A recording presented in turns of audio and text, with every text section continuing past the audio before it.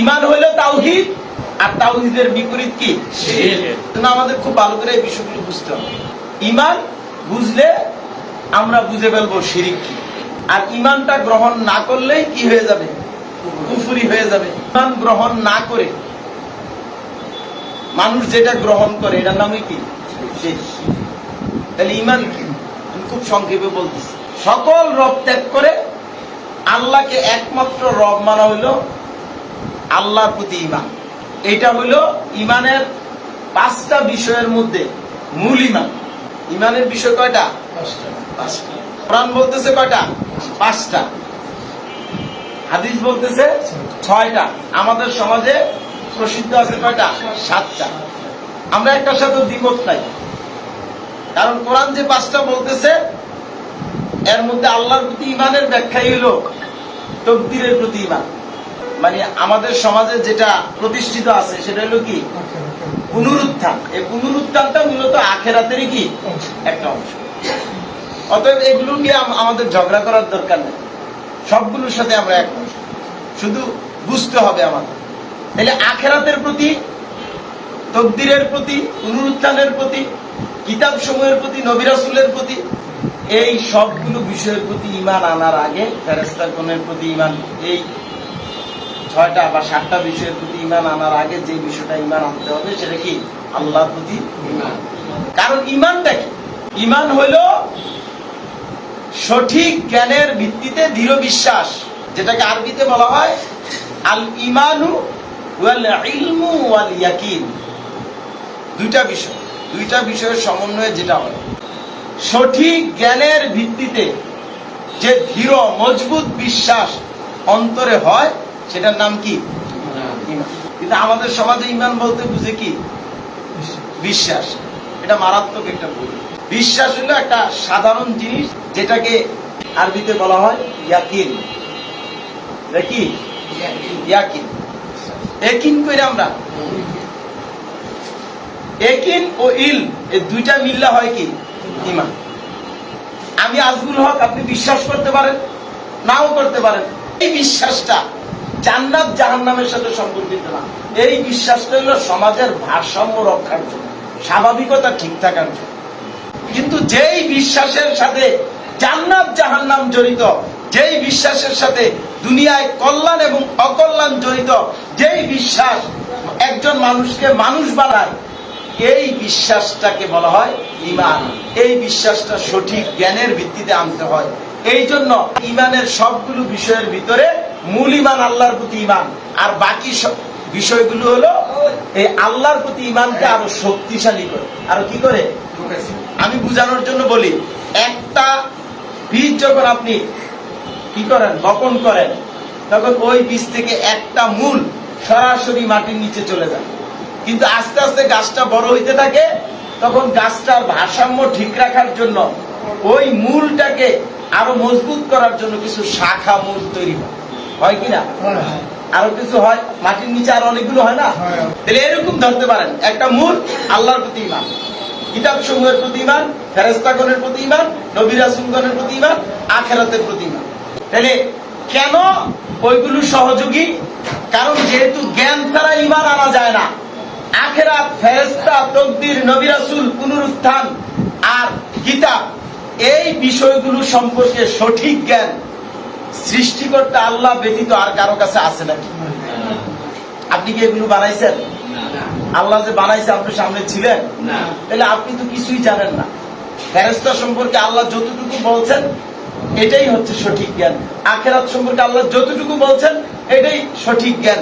নবী রাসূল সম্পর্কে আল্লাহ যতটুকু বলছেন এই সম্পর্কে এটাই সঠিক জ্ঞান। বুঝতে পারছেন কিনা? কিতাব সম্পর্কে আল্লাহ যতটুকু বলছেন সেটাই হচ্ছে এই বিষয়ে সঠিক জ্ঞান। ঠিক আল্লাহ যা বলছেন, আল্লাহ ছাড়া অন্য ঈমানের বিষয়গুলো সম্পর্কে, এই বিষয় সম্পর্কে এগুলোই সঠিক জ্ঞান। ঠিক আল্লাহ যা বলছেন এর থেকে এক রতি বাড়াবেনও না, কমাবেনও না। ওই বিষয় সম্পর্কে আল্লাহ যা বলছেন সেটাই মনে প্রাণে বিশ্বাস করে নেওয়া হইলো ওই বিষয়গুলোর প্রতি ঈমান। তাইলে আল্লাহর প্রতি ঈমান যদি কেউ না আনে, তাহলে আল্লাহর কথার প্রতি কেউ কি ঈমান আনবে? তাইলে আল্লাহর প্রতি ঈমান না আনলে কিতাবের প্রতি ঈমান আনা সম্ভব না ফেরেশতাগণের প্রতি, নবী রাসূলগণের প্রতি ঈমান আনা সম্ভব না। আরেকটা বিষয় হলো যে নবী রাসূলগণ কিতাবের প্রতি ঈমান আনার দাওয়াত দেয় না, আখিরাতের প্রতি ঈমান আনার দাওয়াত দেয় না। ঈমান আনার দাওয়াত দিছে কার প্রতি? আল্লাহর প্রতি ঈমান আনার দাওয়াত দিছে। কারণ আল্লাহর প্রতি ঈমান আনছে, এটার প্রমাণ হলো আল্লাহ যা বলছে সে মানবে। তাহলে কিতাবের প্রতি ঈমান আনছে। এখন কিতাবে নবী সম্পর্কে যা বলছে সে মানবে। এবার ফেরেশতা সম্পর্কে যা বলছে, তাহলে আখিরাত সম্পর্কে যা বলছে, পুনরুত্থান সম্পর্কে, তকদীর সম্পর্কে, তাহলে অটোমেটিক সব বাজে হয়ে গেছে। বুঝতে পারছেন কিনা বিষয়টা? আত্মা যদি থাকে তাহলে সব বাজে। আগে তার আত্মাটা কি করতে হবে? রক্ষা করতে হবে। তাহলে ইসলাম আমাদেরকে শিক্ষা দিছে যে তোমরা কি করো? আল্লাহর প্রতি ঈমান আনো। তাহলে আল্লাহর প্রতি ঈমান আনতে হলে আল্লাহ সম্পর্কে সঠিক জ্ঞান লাগবে না? এখন আল্লাহ সম্পর্কে সঠিক জ্ঞান কার কাছে পাবেন? যদি আপনি হিন্দুদের কাছে যান তাহলে একরকম পাবেন, বৌদ্ধদের কাছে গেলে আরেক রকম পাবেন, মুসলমান আমাদের সমাজে যারা আছে তাদের কাছে গেলে আরেক রকম পাবেন। আল্লাহ সম্পর্কে সঠিক জ্ঞান মানুষ যা বলতেছে সব আন্দাজ আর অনুমান। তাহলে আল্লাহ সম্পর্কে সঠিক জ্ঞানটা আছে কই থেকে? কই পাইবেন? এখন অনেকে বলে কোরআনে পাবো, কিতাবে পাবো। তো আপনি আল্লাহর প্রতি ঈমান না আনলে তো আল্লাহর কথার প্রতি ঈমান আনবেন না। আনবেন? তাহলে আগে কিতাবের প্রতি ঈমান না আগে আল্লাহর প্রতি ঈমান? আগে আল্লাহর প্রতি ঈমান না আগে আল্লাহ সম্পর্কে সঠিক জ্ঞান? সঠিক জ্ঞান। এখন আল্লাহ সম্পর্কে সঠিক জ্ঞানটা কোথায় পাবেন? প্রশ্ন আসে কিনা? এই আল্লাহ সম্পর্কে যে সঠিক জ্ঞান, এই জ্ঞানটা আল্লাহ রাব্বুল আলামিন প্রত্যেকটা মানুষকে সৃষ্টি করার সময় সৃষ্টিগত ভাবেই মানুষের মগজে আল্লাহ ঢুকাই দিয়েছে। আমার কথাটা বুঝতেছেন না মনে হয় আপনারা? তাহলে সৃষ্টিগত ভাবে যদি প্রত্যেকটা মানুষের মগজে আল্লাহ আল্লাহ সম্পর্কে সঠিক জ্ঞানটা দিয়া দেন, তাহলে এটা কি হিন্দুর কাছে আলাদা হবে, বৌদ্ধের কাছে আলাদা হবে, মুসলমানের কাছে আলাদা হবে না এক হবে? আচ্ছা, এখন একটা সঠিকটা কিভাবে পাবেন? এখন আল্লাহ বলতেছে যে হেদায়েত চায় আমি তাকে হেদায়েত দিই। এই যে আল্লাহ সম্পর্কে সঠিক জ্ঞানটা, প্রত্যেকটা বিষয় সম্পর্কে সঠিক জ্ঞান, ওই বিষয়ের হেদায়েত। বুঝতেছেন কিনা? হেদায়েত মানে কি? একটা লোক কোরআন পড়তেছে, কোরআনের তর্জমা জানে, অমুসলিমও কোরআনের তর্জমা করে ফেলছে, তাহলে কোরআনের প্রকৃত বুঝ, সঠিক বুঝটা, এটার নামই হেদায়েত। এটার নাম কি? তাহলে এই আল্লাহ সম্পর্কে সঠিক জ্ঞানটা আল্লাহ তাকে দিবেন। আল্লাহ বলতেছেন যে চায়, যে চায়। তাহলে নবী রাসূলদের কাজ, ইমানদারদের কাজ হলো, নবী রাসূলগণ তো আল্লাহর পক্ষ থেকে হেদায়েত প্রাপ্ত, আর যারা ঈমান গ্রহণ করছে তারা হেদায়েত পাইছে, হেদায়েত গ্রহণ করছে, এই জন্যই তো ঈমানদার। তাহলে এক কথায় যদি বলেন যারা হেদায়েত পাইছে তাদের কাজ হলো হেদায়েতরা অন্যের কাছে পৌঁছায় দাও।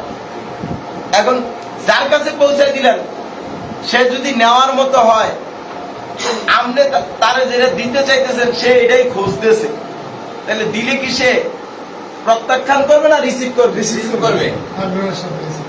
বুঝতে পারছেন কিনা? কিন্তু জিনিসটা কি আপনার না আল্লাহ? তা আল্লাহ দিলে সে ভাই আপনি পৌঁছায় দিতেছেন, কিন্তু আল্লাহ যদি বলে যে দেব আমি তারে, তাইলে সে পাবে। তাহলে এখানে বিষয়টা হলো তিন পক্ষে। যে হেদায়েত প্রাপ্ত তার কাজ হলো হেদায়েতের বাণীটা পৌঁছায় দেওয়া, আর যে হেদায়েত চায় তার কাজ হলো হেদায়েত খোঁজা, আর যে হেদায়েত দেওয়া তার কাজ হলো হেদায়েত। তাহলে আল্লাহ হেদায়েত দেওয়ার জন্য প্রস্তুত, এই জন্য যুগে যুগে নবী রাসূল পাঠাইছেন, সাবধান সতর্ক করতেছেন, সৃষ্টিগত ভাবেই আল্লাহ সম্পর্কে সঠিক জ্ঞানটা আপনাকে দিয়ে দিচ্ছেন। এখন আপনি এই জ্ঞানটাকে কাজে লাগাইতে হবে। আপনি নিজের সম্পর্কে একটু চিন্তা করেন, আপনি কি নিজে নিজে হয়েছেন না কেউ আপনাকে বানাইছে? আপনি আপনার নিজের সৃষ্টির মধ্যে আপনার হাতের দিকে তাকান, হাতের আঙ্গুলগুলো আপনার জীবনে কত কিছু করছেন, কোন জায়গায় কি এরকম প্রতীয়মান হয়েছে যে আপনার হাতটা মনে হইতেছে যে আঙ্গুলটা আর একটু লম্বা হইলে ভালো হইতো, আর একটু খাটো হইলে ভালো হইতো, বা এই কাঁটাটা এই যে বাঁশটা দিছে বাঁশটা না দিলে ভালো হইতো, অথবা বাঁশ আরো দুইটা বেশি দিলে ভালো হইতো? নর্মাল বিষয়টি আপনাদেরকে বুঝাইতেছি। এরকম মনে হয়েছে? কোনো কিছু খাওয়ার সময় জিপাটা আর একটু বড় হইলে 2 হাত ভালো হইতো, অথবা চোখগুলা যদি পিছন দিয়ে থাকতো, তারপরে জিপাটা যদি বগলের নিচে থাকতো, এরকম কখনো চিন্তা করে দেখছেন? একটা খাবার হাতে নিতেন, গরম না ঠান্ডা বুঝতেন, পিছন দিয়ে নিয়ে দেখাইতেন এটার কালারটা ঠিক আছে নিতেন নাকি, তারপরে এখানে নিয়ে সাদরা ঠিক আছে নি, এরপরে দিক দিয়ে দিতেন কি। তাহলে এখন কত নিখুঁত, কত নিপুণ ভাবে এই কাজগুলো যিনি করলেন, বুঝতে পারছেন? তাহলে একজন মালিক আমাকে সৃষ্টি করলেন, গোটা সৃষ্টি জগৎকে সৃষ্টি করলেন। এখন আমি কি মালিক না আমি গোলাম? আমার নিজের সম্পর্কে যদি গবেষণা করি, তাহলে আমি দেখি যে আমি অনেক কিছু করতে পারি, অনেক কিছু করতে পারি না। তাহলে আমি মালিক হইলে, আমি সামর্থ্যবান হইলে, তাহলে আমি তো সবই করতে পারতাম। তাহলে বুঝা গেল আমি অক্ষম, আমি আটকাই যেতেছি। এখন যেখানে আটকাই যেতেছি, যার কাছে আটকাই যেতেছি, আমি তো তার অধীন। এইভাবে গোটা সৃষ্টি জগৎ যেখানে যে আটকাই যেতেছি, গোটা সৃষ্টি জগৎটাই তো তার অধীন। তাহলে কে? এভাবে গবেষণা করলে একটা জিনিস পরিষ্কার হয়ে আসে যে আসলে আমি অক্ষম, আমি দুর্বল, আমি হীন, আমি নগণ্য, আমি মালিক হওয়ার মতো কোনো যোগ্যতা রাখি না। মানুষ মালিক হইতে পারে না। তাহলে সৃষ্টির মধ্যে সবচেয়ে উত্তম, সবচেয়ে সুন্দর, সবচেয়ে যোগ্য, সেরা, সেও যদি মালিক হওয়ার মতো যোগ্যতা না রাখে, গোলাম হওয়ার মতো যোগ্যতা রাখে, ক্যাপাসিটি থাকে, তাহলে তার মালিক কি তার মতো আরেকজন মানুষ হবে? তার মালিক কি তার অধীনে লালিত পালিত গরু, ছাগল, ভেড়া, বকরি হবে? কোনটা হবে? মালিক ছাড়া তো গোলাম হয় না। তাহলে এভাবে খুঁজতে খুঁজতে সৃষ্টির মধ্যে মালিক খুঁজে পাওয়া গেল না, সবই গোলাম। এর মধ্যে দেখা যাইতেছে সবচেয়ে সেরা কে? মানুষ।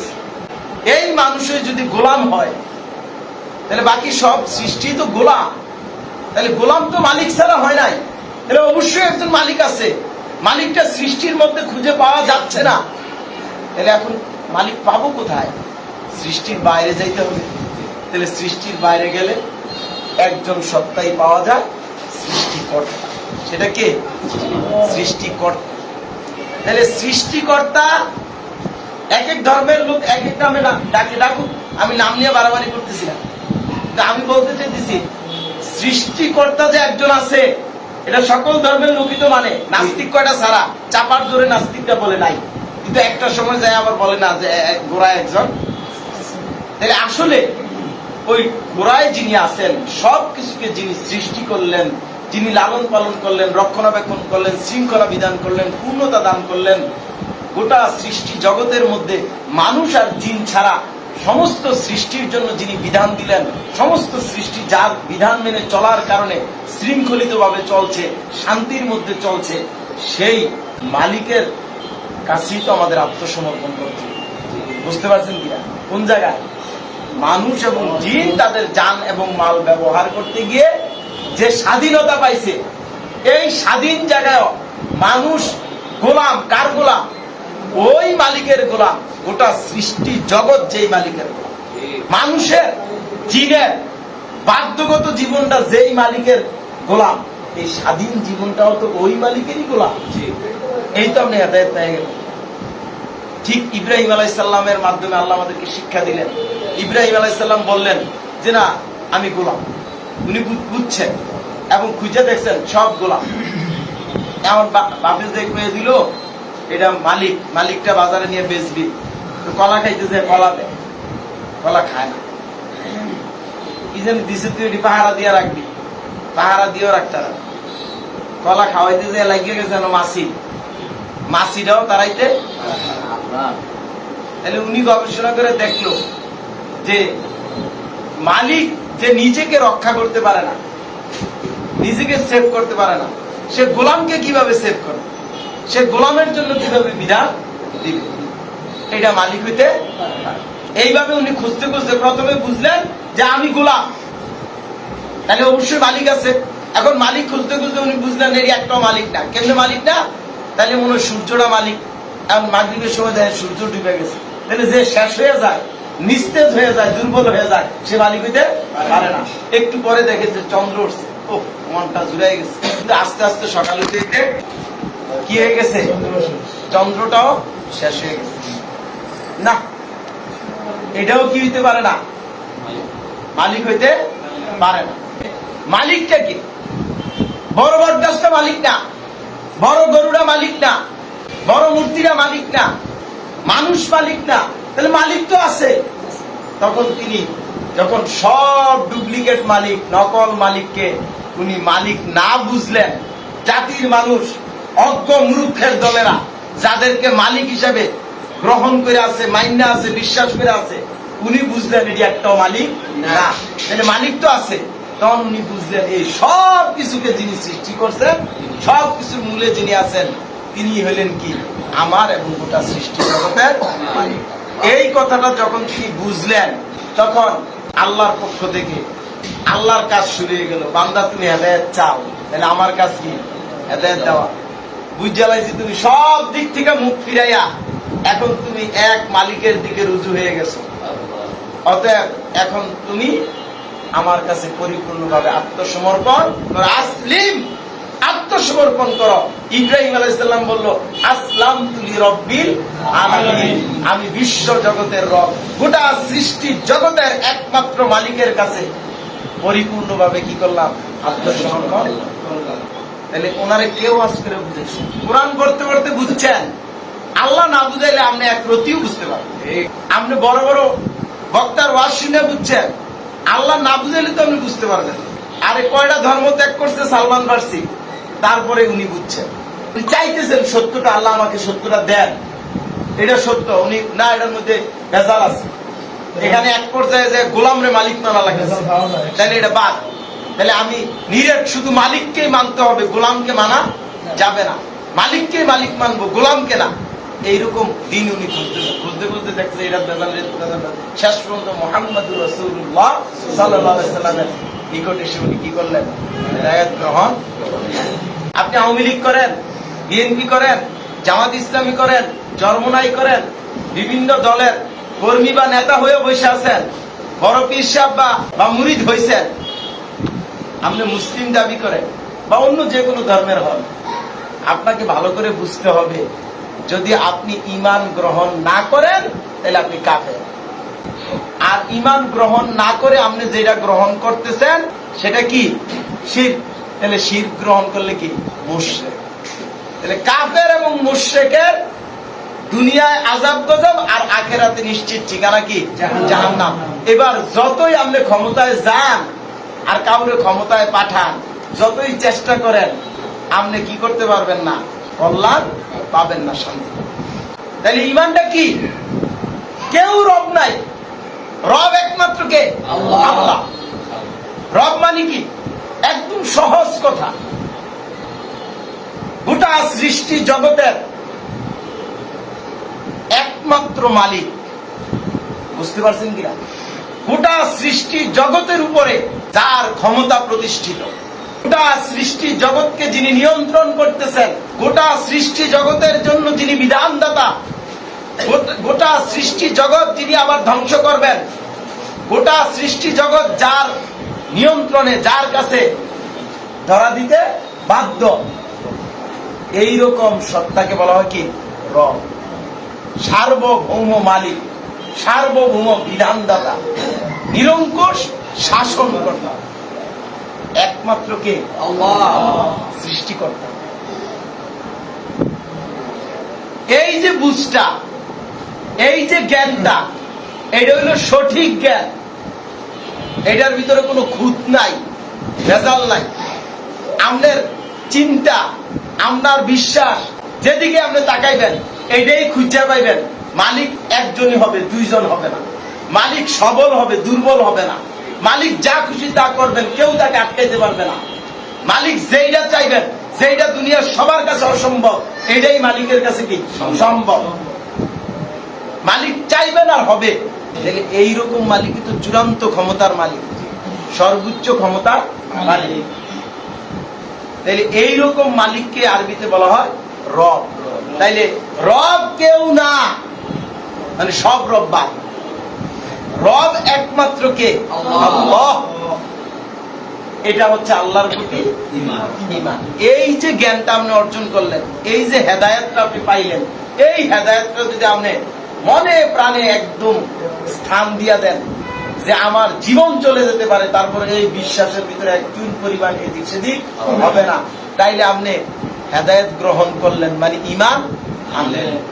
আপনি ভালো মানুষ, পরেশগার লোক, নামাজ রোজা হজ যাকাত অনেক কিছু করেন, ইসলামী দল করেন, ক্ষমতায় যায় ইসলাম কায়েম করবেন, সবই ঠিক আছে, আপনার উদ্দেশ্য ভালো, নিয়ত সহি, হ্যাঁ, অনেক নেকামল আপনার ভিতরে আছে, কিন্তু আপনি কইতেছেন সমাজ যেভাবে চলে এটার লোকে তাল মিলাই চলতইব, এত কঠিন হওয়া যাবে না। আপনার মনে যা চায় এটার মধ্যে আপনি ঠিকই কঠিন, অথচ ইসলাম যে জায়গায় কঠিন হইতে বলছে এই জায়গায় আপনি কঠিন হন। এই ঈমানের ক্ষেত্রে ইসলাম এত কঠিন হইতে বলছে, যদি আপনি মৃত্যুর পরে আবার জীবন ফেরত পান, তাহলে আবার আইসা এই ঈমানের জন্য জীবন দিবেন। যদি আবার জীবন ফেরত পান, তাহলে আইসা আবার এই ঈমানের জন্য জীবন দিবেন। যদি আবার জীবন ফেরত পান, আবার আইসা এই ঈমানের জন্য জীবন দিবেন। এইভাবে বলা হয়েছে, যদি কেউ জীবন ফেরত পায়, তাহলে সে বারবার এই ঈমানের জন্য জীবন দিতে কি হবে? প্রস্তুত হবে। তাহলে এই রইল ঈমান। এই ঈমানটা একবার অন্তরে ঢুকবে, কোনোদিন বের হবে না। কোনোদিন কি হবে না? বের হবে। যেটা ঢুকে আর বের হয় চিহ্ন থাকে না, কয় আমগো ঈমান হইলো কচু পাতার পানির মতো। যে ঈমান কচু পাতার পানির মতন, এর অর্থ কি বুঝাইতেছে জানেন? আমি যে ঈমান আনছি এক সেকেন্ড পরে আমার নিজেরও মনে হয়, মানে কচু পাতার থেকে পানিটা বেড়ে গেলে এর মধ্যে যে পানি ছিল এক সেকেন্ড আগে, বুঝা যায়? অথচ আল্লাহ বলতেছেন এই ঈমান আনতে হইলে কুফর এবং শিরকের ধারক তাগুত, এটা কি করতে হবে? বর্জন করতে হবে। ইয়াকফুর বিত্তাগুত ওয়া ইউমিন বিল্লাহ, যে ব্যক্তি তাগুতকে বর্জন করলো অতঃপর আল্লাহর প্রতি ঈমান আনলো, ফাকাদ ইসতামসাকা বিল উরওয়াতিল বুতকা লান ফিসাম লাহা। আল্লাহ বলতেছেন যে তাগুতের বিরুদ্ধে বিদ্রোহ করে ঈমান আনলো, সে এমন এক মজবুত রশি আঁকড়ে ধরলো যা কোনোদিন ছিন্ন। আপনি বুঝেন নাই এখনো? ঈমান আনছেন, রশি মানে কি? পীরের হাতে রশি দিয়া, ওই যে কি বলে রুমাল দিয়া বায়াত করে না, এটার অর্থ কি? সম্পর্ক কায়েম। আসল কথাগুলো বুঝতে হবে। রশি আঁকড়ে ধরছেন মানে কি? সম্পর্ক কায়েম। তাহলে আপনি রশি ধরছেন নিচে, তাহলে উপরে যে আছে, উপরে কে? মালিক। তাহলে মালিকের সাথে গোলামের এমন এক সম্পর্ক কায়েম হয় যে সম্পর্ক লান ফিসাম লাহা, কোনদিন ছিন্ন হবে না। আপনি কথা বুঝেন না কেন? স্বর্ণকে একবার কেন 10 বার পুরাইল, কি বের হইব বলেন? ইমিটেশন রে পুরাইল বাদ হয়ে যাবে, কাঠরে পুরান, অন্য যে কিছু পুরান, সব কি হয়ে যাবে? শেষ হয়ে যাবে। তাহলে আসলে যে ঈমান গ্রহণ করবে, আল্লাহ বলতেছেন আমি পরীক্ষা করে দেখব কে ঈমানের দাবিতে সত্যবাদী আর কে মিথ্যাবাদী। তাহলে আপনি যদি সত্যিকার ঈমানদার হন, তাহলে পরীক্ষা করলে কি আপনার ভিতর থেকে কুফর শিরিক বেরোব না ঈমান বেরোব? এখন আপনি যদি বলেন জেল জীবন নির্যাতন এগুলো পরীক্ষা, অতএব কিছুদিন এখন তাল মিলে চলি, তাহলে এই পরীক্ষার থেকে কি বাড়িল? ঈমান বাড়িল না কুফর শিরিক বাড়িল? আসলে ঘটনা হইল ঈমান গ্রহণ এখনো পর্যন্ত কুফর এবং শিরিক ত্যাগ করেন নাই, জানেনই না, বুঝেনই না, তো ঈমান আনবেন কোন সময়? এরপরে ঈমান আনার পরে না ছাড়ার ব্যাপার, ত্যাগ করার ব্যাপার। আপনার কাছে যেটা নাই এটা কি আপনি ত্যাগ করতে পারবেন? ত্যাগ করবো কোনটা? যেটা আছে। গ্রহণ করবো কোনটা? যেটা নাই। তাহলে বুঝতে পারছেন কিনা? সমস্ত নবী রাসূলরা এসে জাতির মানুষকে ঈমানের দাওয়াত দিছে। কেন দাওয়াত দিছে? কারণ ঈমান নাই। আমরা ইসলামী সমাজ আওয়ামী লীগকে, বিএনপিকে, জামাত ইসলামীকে, চরমনাইকে, তাবলিগ জামাতকে, এই সমাজের উলামায়ে কেরামদেরকে, মুসলমানদেরকে, অমুসলমানদেরকে, শুধু মানুষটা জিনদেরকেও দাওয়াত দিতেছি, ঈমান আনো, ঈমান আনো, আমিনু বিরব্বিকুম, তোমরা তোমাদের রবের প্রতি ঈমান আনো। ঈমানের দাওয়াত দেন কেন? আমরা তো ঈমানদার। আরে বুঝেন না, দাওয়াত থেকেই বুঝেন ঈমান আপনাদের নাই, এই জন্যই আপনাদেরকে ঈমান আনার দাওয়াত দিতেছি। ইমান নাই কেমনে বুঝলাম? কারণ কার ভিতরে ইমান আছে, কার ভিতরে ইমান নাই, ইমান তো অন্তরের ব্যাপার। কার অন্তরে কি আছে এটা আল্লাহ না ভালো জানে, আর যার ডাতে জানে। আমি জানলাম কেমনে? এটা তো সহজ ব্যাপার। যে দুধে পানি দিছে সে জানে নাকি, আর আল্লাহ জানে। আমি জানলাম কেমনে? ওই যে থার্মোমিটার ফেলাইছি, আমি জানছি কেমনে? কি জানেননি আপনি? মাঝে মাঝে ধরেনি ভেজাল দুধ। তাইলে আপনারও যদি দুধ মাপার মিটার দিয়ে আপনি দুধ মাপতে পারেন, তাহলে ইমান মাপার মিটার আল্লাহ যদি দেন ইমানদারদেরকে, তাহলে ইমানদার কি ওই মিটার দিয়ে একটু মাইপা বলতে পারে না? পারে কিনা? ইমান যদি অন্তরের বিষয়, কিন্তু কুফর এবং শিরিকটা হইল প্রকাশ্য বিষয়। কারণ আপনি আল্লাহর প্রতি ইমান আনবেন, আল্লাহ কি প্রকাশ্য না গোপন? গোপন। গায়েবের প্রতি ইমান নাকি? আল্লাহ কি দেখা দিচ্ছে সরাসরি আইসা? তাহলে আল্লাহর প্রতি ইমান আনবেন গোপন। ইমান হলো গোপন, অন্তরের ব্যাপার। কিন্তু আপনি যে দেবদেবীর সেজদা দিচ্ছেন, মূর্তিটা বানাইছেন, এটারে পূজা করছেন, এটা কি গোপন? আপনি যে জনগণ সকল ক্ষমতার উৎস স্লোগানটা দিচ্ছেন, এটা কি গোপন? আপনি যে এমপিদের আইন বানানোর দায়িত্ব দিয়া বলতেছেন পার্লামেন্ট হলো আইন পরিষদ, যেখানে আইন তৈরি করা হয় সেটা তো আইন পরিষদ। তো আইন তৈরি, আইনদাতা ছাড়া কি আইন তৈরি হয়? তো আইনদাতা কে? এমপিরা। তাহলে এমপিরা সংসদে বসে আইন বানায়। তাহলে আপনি তাদেরকে আইনদাতা মানছেন, তাদেরকে রব মানছেন, এটা কি গোপন না প্রকাশ্য? আল্লাহ সুদ খাইতে নিষেধ করছে, আপনি সুদ খাইলেন। আল্লাহ জিনা করতে নিষেধ করছে, আপনি জিনা করলেন। এটি আমলে। কিন্তু আমি আমলের কথা বাদই দিলাম। ইমান থাকার পরে না আমল পর্যন্ত যাইবেন, আমি তো ঘোরাই নাই। তাহলে আসলে বর্তমানে বাংলাদেশ সহ সারা বিশ্বেই সমাজ এবং রাষ্ট্র গঠন পরিচালনায় মানুষের স্বাধীন জীবনটাকে গঠন করতে যায়, পরিচালনা করতে যায়, মানুষ যদি আল্লাহকে রব হিসাবে গ্রহণ করত, তাইলে মানুষ এই স্বাধীন জীবনে আল্লাহরই দাসত্ব আনুগত্য উপাসনা করত। কথাটা বুঝতে পারেন নাই? আল্লাহকে যদি মালিক মানত, তাহলে আল্লাহর আইন মানত না? আমাদের বাংলাদেশে তো শতকরা 92 জন লোক নিজেকে মুসলিম পরিচয় দেয়। মাদ্রাসা হাজার হাজার আছে, মসজিদ হাজার হাজার আছে। আপনি প্রত্যেকটা লোকে যদি গড়ে 10 জন করেও ধরেন, মসজিদ মাদ্রাসা মিল্লা যদি 1 লাখও হয়, তাহলে 10 লাখ তো আছে। আমি কইতেছি মুসলমানদের গুরু 10,000 আছে, 10 লাখ আছে কিনা? আছে। তাহলে এরপরে সাধারণ মুসলমান আছে না? আছে। তাহলে এই মুসলমানরা তারা অফিসে, আদালতে, সমাজে, রাষ্ট্রে কার আইন পালন করতেছে? মানুষের। কোরআনের আইন না। মদ কি কোরআনের আইন না? সুদ কি কোরআনের আইন না? জিনা কি কোরআনের আইন? বাম দিক দিয়ে চলা কি কোরআনের আইন?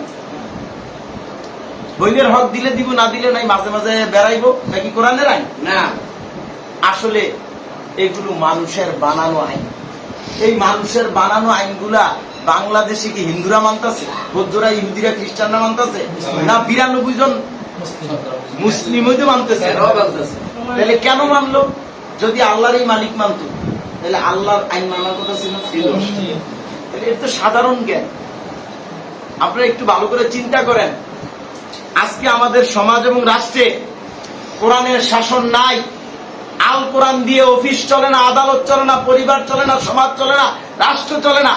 খালি মিষ্টি খাওয়া চলে, মাঝে মাঝে দোয়া দুরুদ চলে। টিয়া বেশি দিলে দোয়া লম্বা হইব, টিয়া কম দিলে দোয়া ছোট হইব। তাহলে ক্ষমতা একমাত্র আল্লাহ।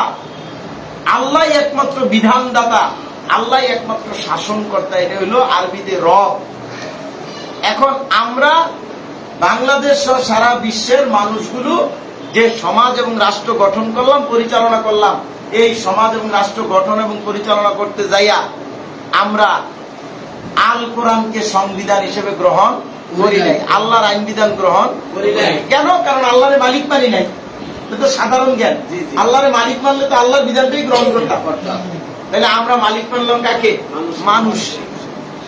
এই যে মানুষকে মালিক মাইন না, আমরা মানুষের তৈরি করা বিধান দিয়ে সমাজ এবং রাষ্ট্র চালাইতেছি, সংবিধান বানাইছি। প্রত্যেকটা সংবিধানে এই ব্যাপারে পরিষ্কার বলা আছে। যেমন আমাদের বাংলাদেশের গণতন্ত্রের ভিত্তিতে রচিত সংবিধান, গণপ্রজাতন্ত্রী বাংলাদেশের সংবিধান নাকি, এই সংবিধানের ৫ম অনুচ্ছেদের ৭-এর ক দ্বারা এটা মূলনীতি। এই সংবিধান যদি কেউ পুরাটাও পাল্লায় এই একটা নীতি না পাল্লায়, তাহলে মনে রাখবেন সংবিধান ঠিক আছে। আর সংবিধান সবটা ঠিক রেখে যদি কেউ এই নীতিটা পাল্লায় লায়, তাহলে সংবিধানটা কি নাই, ঠিক নাই। এই নীতিটার নামই মূলত সংবিধান। তাহলে এখানে কি বলা আছে? জনগণ সার্বভৌমত্বের মালিক। রাষ্ট্র পরিচালনার জন্য যে বিধান দরকার, এই বিধান দেওয়ার জন্য একজন চূড়ান্ত মালিক লাগে, রব লাগে। এই রবটা হইল কে? জনগণ। তো জনগণ সবাই মিললে তো আইন বানাইতে পারবে না। এই জন্য এরপরে আরেকটা নীতিমালা আছে। এরপরে সেখানে বলা হয়েছে যে জনগণের ভোটে নির্বাচিত, জনগণের সমর্থন নিয়ে যারা এমপি হবে, এমপিরা জনগণের জন্য আইন বানাবে। বুঝতে পারছেন? এটা আইনদাতা হয়ে গেল কে? এমপিরা। এখন এমপিরা আইন বানাইছে। এখন ৩০০ এমপি কি আইন রাষ্ট্রে কার্যকরী করতে পারবো? এই জন্য একটা ছোট্ট একটা টিম তৈরি করে ১০ জনের হোক, ৫০ জনের হোক, ৬০ জনের হোক, মন্ত্রী পরিষদ, তাদের কাজ হলো এই এমপিদের বানানো আইনটা সমাজে কি করবে? কার্যকরী প্রয়োগ করবে, কার্যকরী। তাইলে জনগণ হয়ে গেল ক্ষমতার মালিক, এমপিরা হয়ে গেল আইনদাতা, মন্ত্রীরা হয়ে গেল শাসনকর্তা, গণতন্ত্রের মাধ্যমে বাংলাদেশ। তাহলে এই সংবিধান যারা মানছে, তারা সমাজ এবং রাষ্ট্রের ক্ষেত্রে স্বাধীন জীবনে ক্ষমতার মালিক কাকে মানলো? জনগণকে। তাহলে আল্লাহকে কি মানছে না বাদ দিছে? তাইলে আল্লাহই ক্ষমতার একমাত্র মালিক, এটা মেনে নেওয়া ঈমান। তাহলে আমরা সব জায়গায় মানলেন, কিন্তু স্বাধীন জীবনে সমাজ এবং রাষ্ট্রে আল্লাহকে ক্ষমতার মালিক বাদ দিলেন। তাহলে কি আল্লাহকে ক্ষমতার একমাত্র মালিক মানা হয়েছে? তাহলে ঈমান বাদ দিচ্ছেন মানে কুফরি করছেন। আপনি এমপিদেরকে আইনদাতা মানছেন, তাহলে আল্লাহকে আইনদাতা মানা হয়েছে না, তাহলে কুফরি হয়েছে কিনা? আপনি মন্ত্রীদেরকে শাসনকর্তা মানছেন, তাহলে আল্লাহকে শাসনকর্তা বাদ দেওয়া হয়েছে, কুফরি হয়েছে। যে বুঝছেন কিনা? এখন আপনি মুসলিম হইলে নামাজ, রোজা, হজ, যাকাত ধর্মের ক্ষেত্রে আল্লাহকে মালিক মানেন, আল্লাহকে ভয় করেন, আল্লাহর বিধান নামাজ, রোজা, হজ, যাকাত পালন করেন নাকি? এই জায়গায় কাকে মালিক মানতেছেন? আর সমাজে, রাষ্ট্রে আল্লাহকে তো মালিক বাদ দিয়ে লাইছেন।